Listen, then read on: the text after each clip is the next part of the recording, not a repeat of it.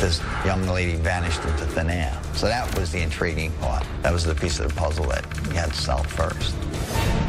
Tonight on a 2-hour 2020, The Hunch. A beautiful blonde. She checks into a hotel, but nobody sees her check out. So how does she end up here, beaten and left for dead? Very, very cold and dark. I couldn't stand up. I was in shock. A cigar-smoking, hog-riding private eye, fixated on finding her attacker. You take whatever clue you have. It might take you to a dead end, might take you to a blind alley, but it might take you to the promised land. A single frame of surveillance tape that nobody else saw. This was the defining moment in the whole case right here. This is a pretty bizarre theory. Just one big problem. She has no memory of what took place. She has no clue what the heck happened to her. I saw dreams. I saw nightmares. So how can he be sure his hunch is the right one? I go, you gotta be kidding me. Here's Deborah Roberts. Tonight, a story of sex, lies, and videotape, and an almost deadly twist on that expression, now you see her, now you don't. As you're checking into hotels on vacation this summer, consider this. What do those surveillance cameras really capture? Because tonight, it's going to take a modern-day Sherlock Holmes with a wild hunch, a Harley, and a black leather jacket to crack the mystery of the vanishing blonde.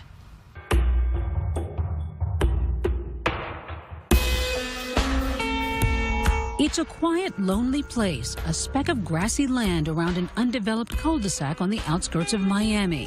There's a no dumping sign in plain view.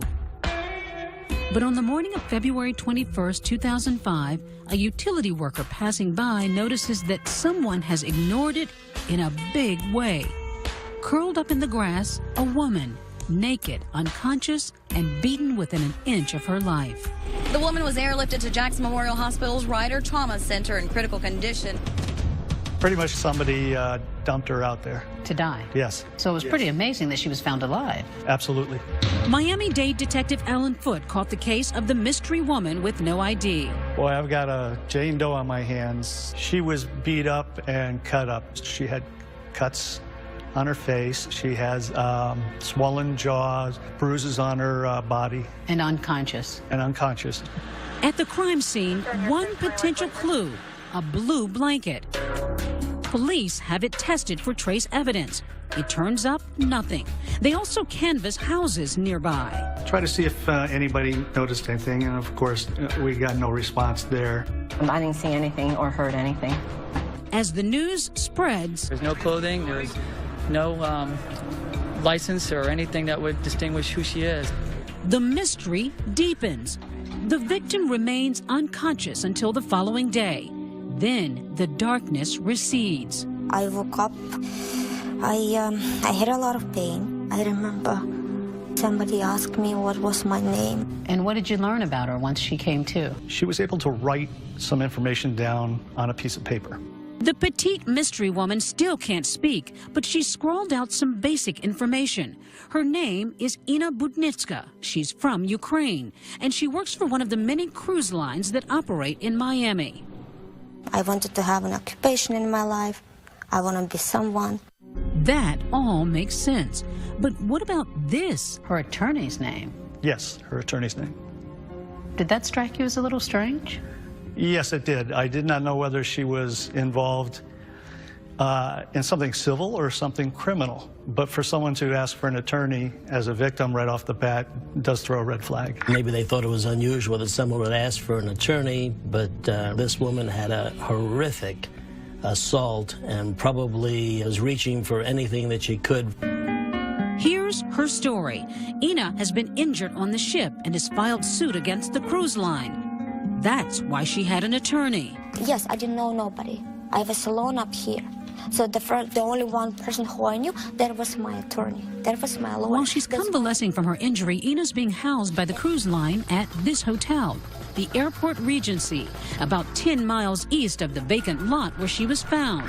The hotel would prove crucial to the mystery, especially its sophisticated security system. We have 16 cameras covering the whole perimeter of the hotel, including parking lot, the entrance, the exits, the lobby, the restaurant, the lobby bar, the front desk, the back exits, Those cameras have a motion sensor detector, and then we have 2 security guards at night and on duty, so we can see, anybody or anything that happens in the perimeter of the hotel. For privacy reasons, the hotel does not have cameras in the elevators or the upstairs hallways. That would make a big difference later. But for now, Detective Foote has this pile of DVDs from the first-floor cameras to comb through. He begins scanning those recordings for any evidence of the crime. Now, where's the guard shack? Up here? It's here, on this side. Back at the hospital, Ina is eventually able to fill in some blanks about her whereabouts on the evening of the attack. She says she'd gone out with a friend that night to a restaurant in Coconut Grove. I had fun. We stayed there a while, had some drinks. She remembers returning by taxi alone shortly after midnight. But get this, the security cameras catch her leaving again at 3:33 a.m. That's her in the red jacket. 7 minutes later, she's back at 3:40. Did that strike you as odd that she's going and coming in the middle of the night? I mean, she could explain that. Ina recalls going to the gas station across the street to buy a phone card to call her mom back in Ukraine, which is 7 hours ahead. I'm very close with my mother, and I used to call her very often back in Ukraine. But here's where the case really turns into a mystery which could stump Sherlock Holmes. After returning from her errand, Ina walks to the lobby elevators at 3:41 a.m. and is never seen by hotel cameras again. It's the last we see of her. So that's how we believe she was attacked in the hotel. The next thing Ina remembers is regaining consciousness for a brief moment in that vacant lot where she was found at 8:30 that morning.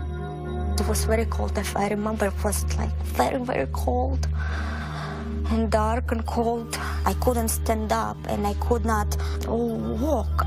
But everything that happened in between the elevator and the cul-de-sac is a total blank. The memory was not clear because I was in pain, in too much pain. My head was not working, absolutely.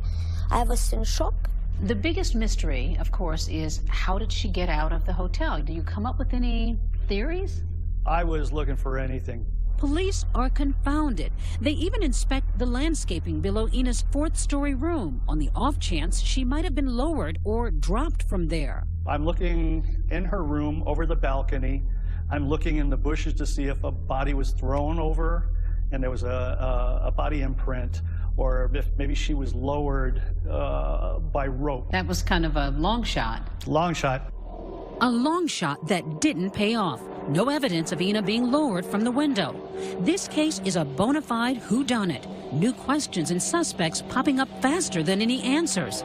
Is the victim really a victim? Or was she somehow involved? And could someone from her personal life or the hotel staff be the missing key to this case? Did you accept that story? No. So with that, he became my suspect. Stay with us.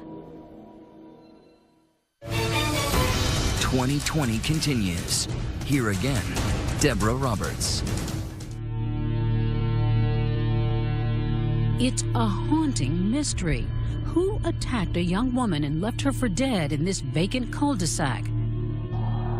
Detective Alan Foote's search for clues has become an exercise in frustration. So where did you turn next? I started following other leads, suspects in the case. There's no shortage of early suspects. For starters, that friend who was out with Ina the night she was attacked. He's 52-year-old Peter Demolius, a Greek national, and, like Ina, a cruise line employee. They asked me what happened with Ina. Peter confirms Ina's account. A dinner, some drinking in Coconut Grove, then a friendly parting of ways around midnight when Ina takes a cab back to the hotel. He cooperates fully with police. Why I have to worry? I don't worry. I know I am not on the crime. But Detective Foote uncovers this troubling fact. Demolius has been arrested just months before after he and Ina had a dispute at a local nightclub. Peter felt that there were some unsavory characters there and wanted her to leave. So she did not want to leave, and he kind of grabbed her by the arm, and they got into a little argument, and an officer working security arrested him for domestic violence. Did that make him a suspect in your mind? partially. Then there's this guy, the hotel night manager, George Perez. The very first time I met George Perez was, he looked at me and said, "Oh my God, I hate cops." Pretty blunt, pretty honest. Oh yeah, I'm used to it. Was I nervous? Absolutely, I would have every right to be. Along with that instant hostility, Perez attracts police attention because he's seen with Ina in the lobby after she returns from her night out with Peter. You can see the sleeve of her red jacket on the front desk security camera here. At some point in time, I do see Ina coming and going from the hotel. I see her talking to the desk clerk. Then at 2:16 a.m., an odd encounter. He left the front desk unattended and went into the elevator with the victim and was gone for approximately 15 minutes and then came back down alone.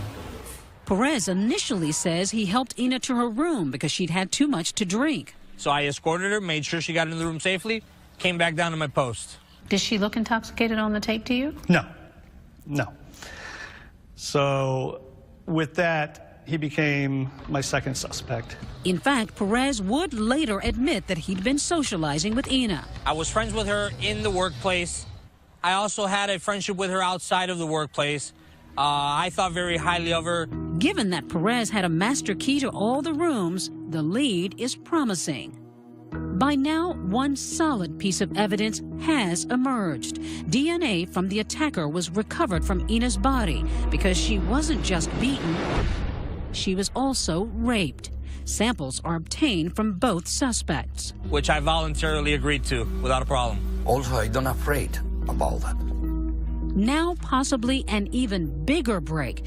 Ina herself says she's begun to piece together memories of the attack, filling in the big blank between the elevator and the cul-de-sac, but only in fragments. What was she able to tell you about what had happened? Bits and pieces.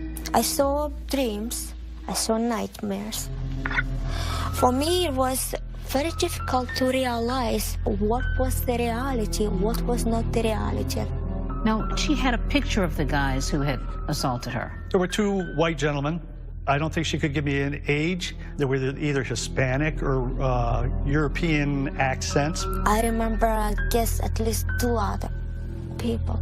I don't remember the faces. I remember like a noise, and I remember a person like standing over you, putting like a pillow or something. And then it's dark, you know, it's just like a feeling that you cannot breathe.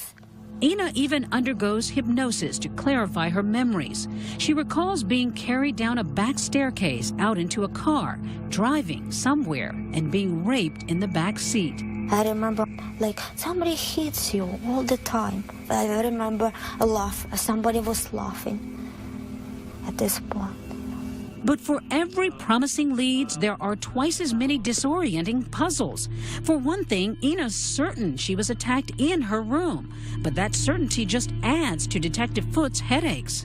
I found it as a typical room, undisturbed. No sign of a fight or assault? No, beds unmade. There were, you know, I found beer bottles. I found clothes hanging in the bathroom, but nothing to indicate that there had been any kind of a struggle. As for Ina's memory of being dragged down the back stairs, out an exit, and into a car, no dice. The exit door is covered by this security camera, which didn't capture anything like that. The camera's working properly, so we reached a dead end on that point. It just didn't fit. Detective Foot suspects there's more to Ina's story than she's able or willing to tell. Aside from her hazy recollection, there's a big, lingering question about her movements that night. Like many hotels, the Airport Regency has a key card security system, which logs each time a guest swipes their key to enter a room. Now, here's the riddle. The security cameras clock Ina entering the elevator for the final time at 3:41 a.m. But the log of key swipes at her door shows her entering at 3:58. So where was she then, and what exactly could she have been doing? Those missing 17 minutes lead police to pursue another theory. Could Ina be a prostitute? Maybe in that time she's gone to meet a John in his room. Perhaps that encounter led to the attack. They didn't tell me exactly are you prostitute? Right? But the questions were like,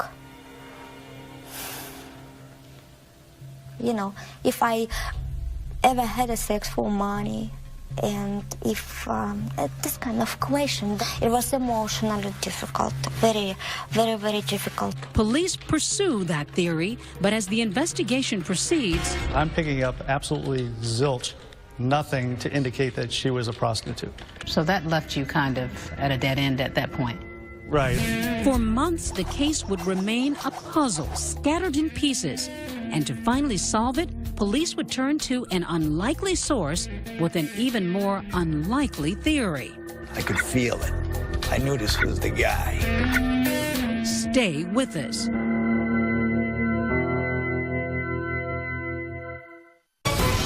We return to 2020 and The Hunch.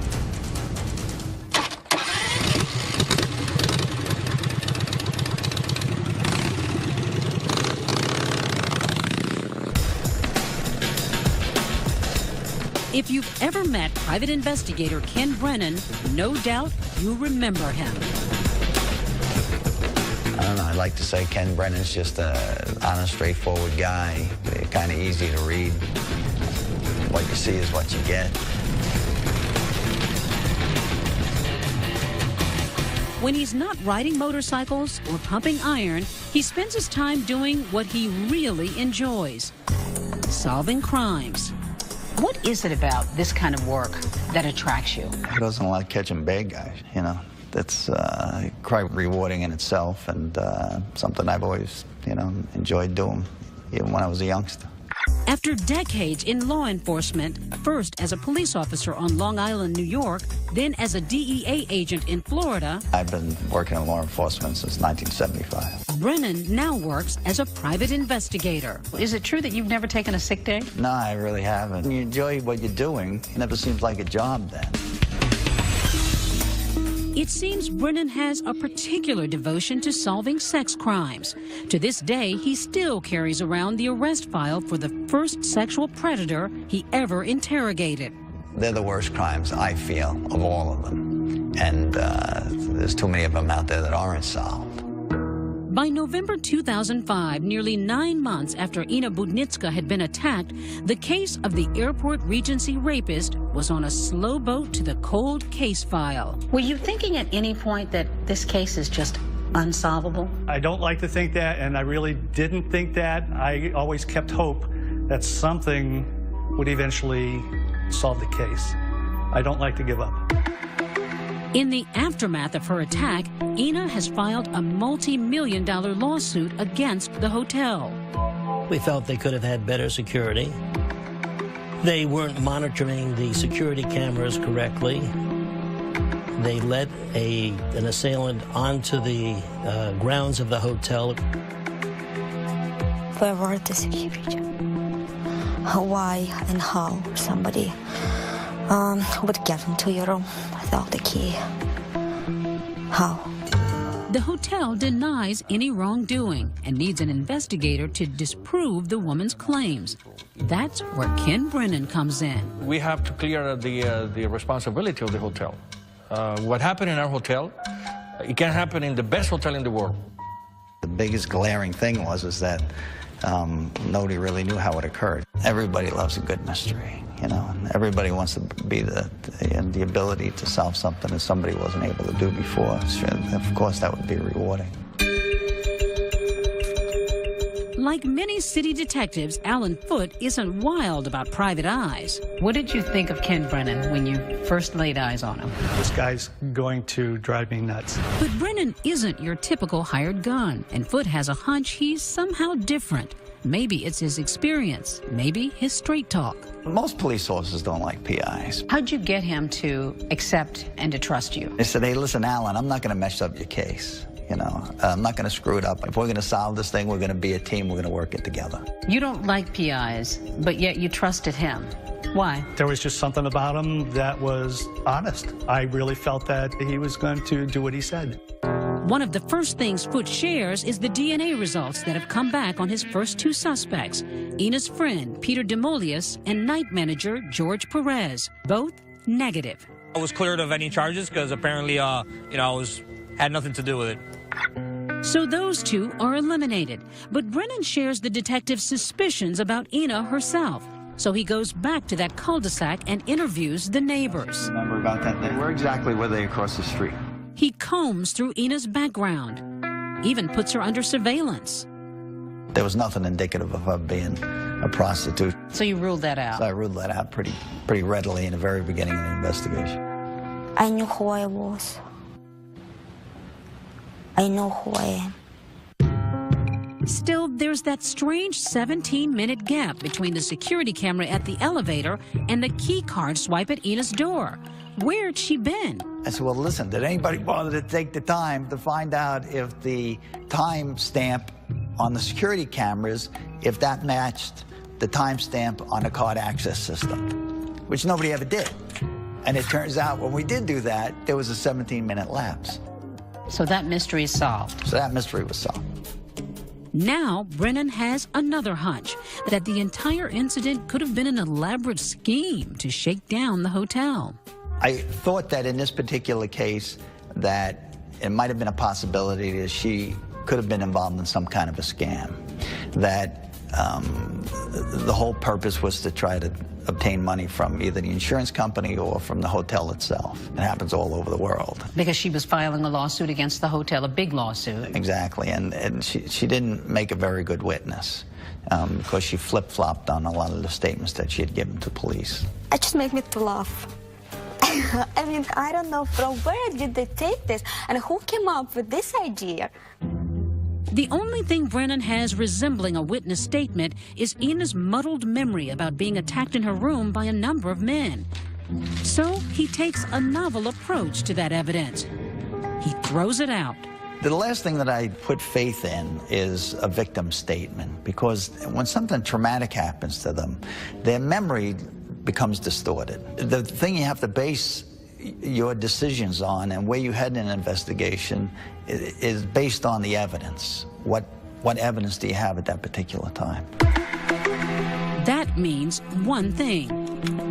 I believe that no matter what happened, it was going to be in the videotape. How much footage were you going to have to comb through? Because there were a lot of cameras in the hotel, right? Hours upon hours upon hours upon hours. It was extensive. That's something that you have to go through almost frame by frame. Frame by frame? It was countless amount of hours. Now, every guest is a potential suspect. Hundreds of them, as well as every desk assistant, bellman, and janitor.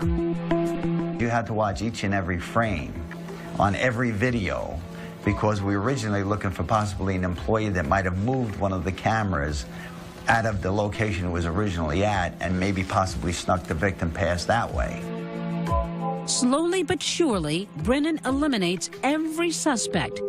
Everybody but one. She goes out on the video, she goes out of the hotel early in the morning. When she returns, there's a big, large black man standing with her, and she just has a quick conversation with him, and they get onto the elevator together. I'm trying to look to see, do they look like they know each other? Because again, I'm thinking this could still possibly be a scam or something like that, you know? And after you keep reviewing it, it doesn't look like they have any kind of familiarity.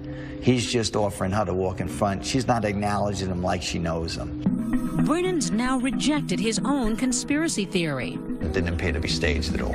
But his focus on this man seems like just as much of a stretch. Later on during the video, he's seen exiting the elevator. So we follow him to another camera and he goes off the property. While I'm watching the video of this person, this large person, black person coming off the elevator, and I went through this frame at a time. And now, in extreme slow motion, Ken Brennan is about to crack the case. This was the defining moment in the whole case right here. Don't go anywhere.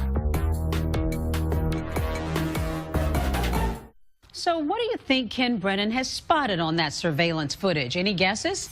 We're live tweeting tonight, so let us know using the hashtag ABC2020. We'll be right back. 2020 continues. Here again, Deborah Roberts. This young lady vanished into thin air. You know, that was the intriguing part. That was the piece of the puzzle that you had to solve first. Private investigator Ken Brennan believes a big piece of that puzzle lies with this big guy. He's seen entering the elevator with Ina at 3:41 a.m., then exiting the hotel with a suitcase at 5:28. About an hour later, he comes back and he re-enters the hotel, but he doesn't have the suitcase with him. That suitcase that he brought out earlier comes back a little over an hour later without the suitcase. Huh. Does that register something right away in your mind? As soon as he comes back without the suitcase, now he becomes a person of interest to me. He was the only one that had the time and the opportunity to commit the crime and come back to the scene. Now, upon closer and repeated inspection, Brennan returns to this crucial moment when the man exits the elevator and gives the suitcase a telltale tug. The suspect has to reach back and grab the handles with both hands to pull that suitcase out of the crack. I do a lot of traveling, you do a lot of traveling. I'm sure you have a lot of your clothing items in it. Was it ever so heavy you needed two hands to pull it out of the crack? No, probably not. As soon as he made the tug, as soon as he tugged out with both hands, it was like a light bulb went off in my head, and I said, this is my guy, this is my guy, because she's in that suitcase. But that light bulb was only over Brennan's head. You know, where's this guy coming out of left field with this black male suspect? Nobody believes a grown woman could fit into a little suitcase. But this is a small suitcase. What would lead you to even think a woman could fit into a small suitcase? Well, the reason why I thought a woman might be able to fit in the suitcase is because this is a large guy.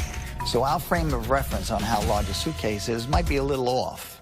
So I decided to use a measurement of the suitcase in relationship with markings on the elevator itself. With that reference point, incredibly, Brennan's able to determine the bag is actually 29 inches high. And examining this image, where we see the suitcase against this floor runner, he concludes the bag is 19 inches wide, just like this one. Then I knew exactly how wide the suitcase was. And then you were able to really theorize that someone could fit in there. That's correct. What I did was I had one of the fellows that worked for me had a girlfriend who was that size. So we got a hold of a suitcase that was the same dimensions and see if she could fit in it. And oh, she did. Goes, yeah, it can. She fits fine. If you think that sounds a bit bizarre, we thought so too.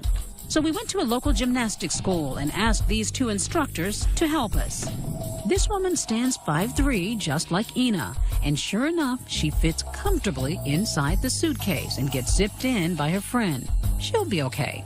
Then she gets wheeled around the gym, emerging no worse for wear. So I knew that she would fit. All I was doing is basically validating what my hunch was.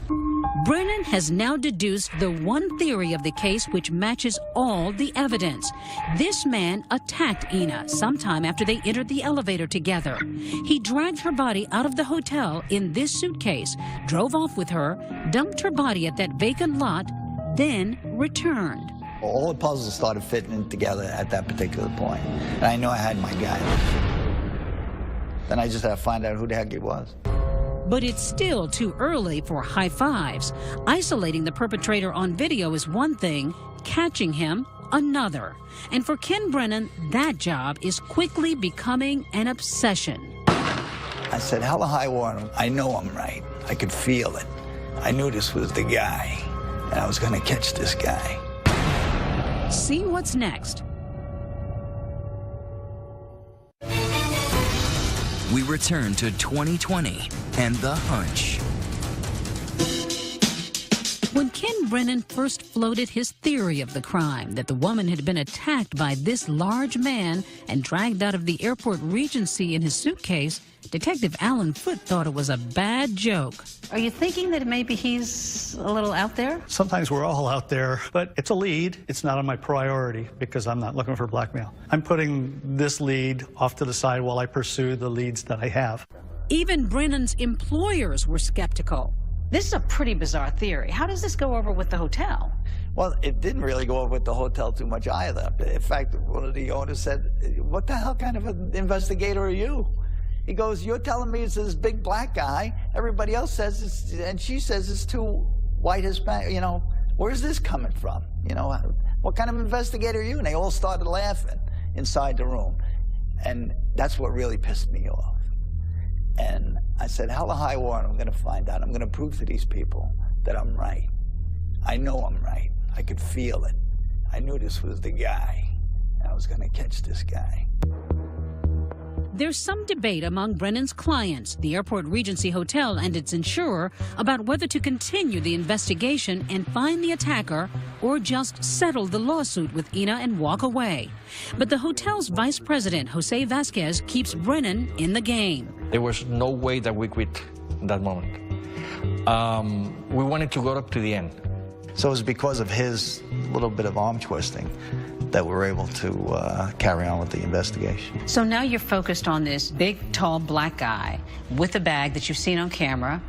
The case is pretty cold at this point. He's long gone. How do you even begin to try to find this guy? You know, I don't know if he was somebody that was staying at the hotel, that was a visitor that was just visiting, you know, one of the other people from the hotel.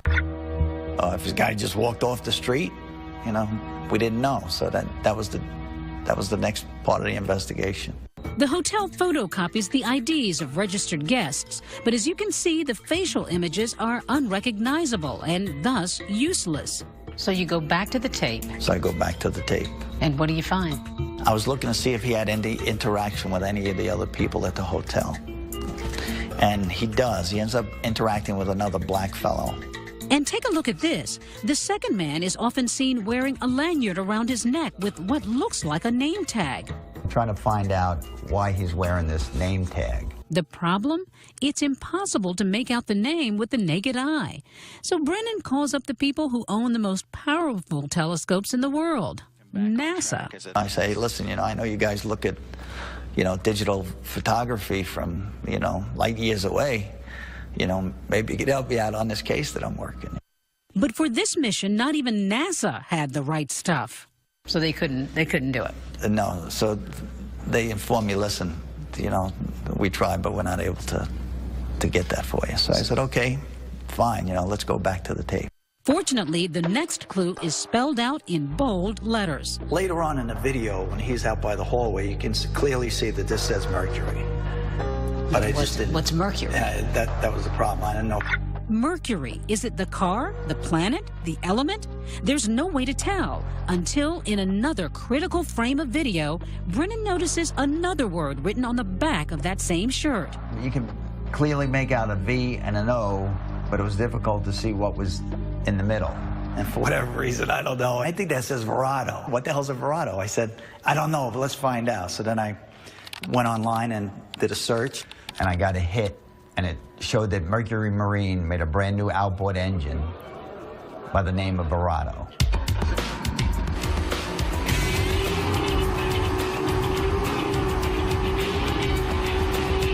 Right, because after I saw that and I realized that was a boat engine, I said, these guys are working at the boat show.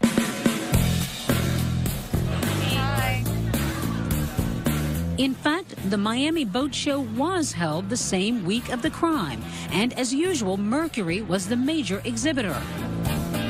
For a second, Brennan feels he's on the verge of closing the case, assuming the suspects worked with the guy in the T-shirt, and they both work for Mercury. It's just a matter of getting someone there to identify him. Mercury Marine is actually, the parent company is a company by the name of Brunswick. I ended up contacting Brunswick, speaking to the head of security. And I said, listen, do you have any employees that stayed at the Airport Regency Hotel? And he said, no, we didn't. So it's a dead end. So it's a little bit of a setback. So now he's got to find yet another needle in what's becoming a long row of haystacks. So I said, well, trust me, one of the guys there was walking around with one of those Mercury Verado shirts. Somebody was giving them out. So he goes, okay, let me get back to you. So I said, okay, fine. A couple of days later, he calls me back. He says, as far as we can tell, the only people that received any of the shirts, the Verado shirts, were employees that worked at the food court. So another connection. So there's another connection. I said, well, let's find out who's the caterer for the Miami Boat Show. So it ends up becoming a company called Centerplate. Another lead, another headache. Centerplate tells Brennan it runs concessions at events all across the country and brings in people from all over. It reimburses workers for housing but doesn't keep track of where they stay. The company's cooperative but just can't say if any of its people slept at the Airport Regency.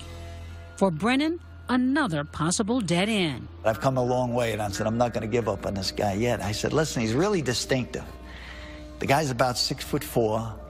He's a black fella, and he wears glasses, you know, big, thick glasses. So I said, does anybody remember working with a guy that matches that description? Sure enough, about a week or so later, I called him again, said, you know, yeah, and anyway, he says, listen, he says, nobody knows the guy's name, but one of the people that remembered seeing this fella working there remembers something about him being hired out of Louisiana. He believes that's where he's from. So now you've gone from Miami to Louisiana. So now I'm over in Louisiana. Brennan's manhunt takes a big turn into the Big Easy. There was no doubt in my mind that if he was on your trail, he was going to catch you. See what's next. 2020 continues with The Hunch.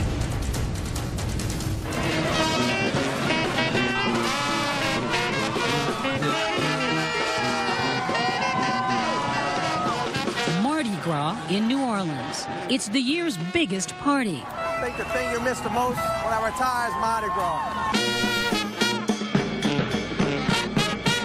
It was here in 2000 that Police Captain Ernest Dimma found himself arresting a rowdy college kid in the heart of the French Quarter. Things didn't go smoothly. In the course of the arrest, a young college kid was able to get out of my grasp and start running down Raw Street. Then, just as his suspect is about to escape into a sea of hardcore revelers, out of nowhere, from the crowd, comes this dark, imposing figure. That dark, imposing figure? Guess who? I had taken my kids to Mardi Gras, and there was an incident where this police captain had arrested somebody, and the guy broke away from him and started running through the crowd. And I witnessed it, and I ran the guy down. He chases the kid down, halfway down a block. He tackles him in the middle of the street. By the time we get there, he's fully under control. That night, the two law officers form a fast bond. I gave him the nickname Batman just because how the incident unfolded. Yeah, he called me Batman because I had a black turtleneck. And you swooped in. Black jeans on, so when I went and grabbed the guy, he said I looked like Batman coming through the crowd. So I swore to him that anything he ever needed from me, I was there for him. That time is now. Brennan calls Dimma and tells him about his case. The suspect with the suitcase, the guy with the Mercury Verado t-shirt, the boat show, and the tip that the company running the food court, Centerplate, had employed a man from Louisiana who fit the suspect's description. Sherlock Holmes would be impressed. I don't know about Sherlock Holmes, but I thought I was on a roll, so we figured we might as well keep going. I was certain that I was right. And that's one thing about me. Once I'm certain about something, in hell or high water, I'm going to prove my case. It's time for another Brennan-esque shot in the dark. Figuring his suspect works in food services year-round, he starts investigating the bigger concession venues around New Orleans.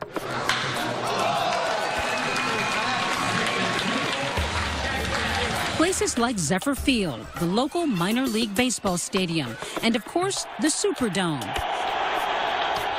But finding folks in New Orleans is no simple task. Between the time of the 2005 Miami Boat Show and Brennan's investigation, New Orleans had endured tragic and tough times. Tonight, the overwhelming, catastrophic damage from Hurricane Katrina. Officials estimate that 80% of New Orleans is now underwater. Went through New Orleans. He was no longer there. I didn't even know if he was going to be alive or not anymore. Batman Brennan explains his situation to Captain Dimma, and he asked Dimma's help finding any information on his suspect. Wouldn't be in a computer because we really didn't have any information on him per se that I know of. Dimma's people put out feelers, and soon all the gambles and all the guesses start paying off. The New Orleans police confirmed that Brennan's mystery man was working at the Superdome right when Katrina hit. We were able to put the name with the body and come up with a hard description on the person that he was looking for. One of Dimma's men breaks the news. Calls me up and says, listen, I got good news and I got bad news. And I said, all right, well, give me the good news. He says, the good news is I think I know who he is. After months of trying to put a name to the video image, it's so close Brennan can taste it. And incredibly, when he finally hears it, he can't believe his ears. I go, you gotta be kidding me. Stay with us.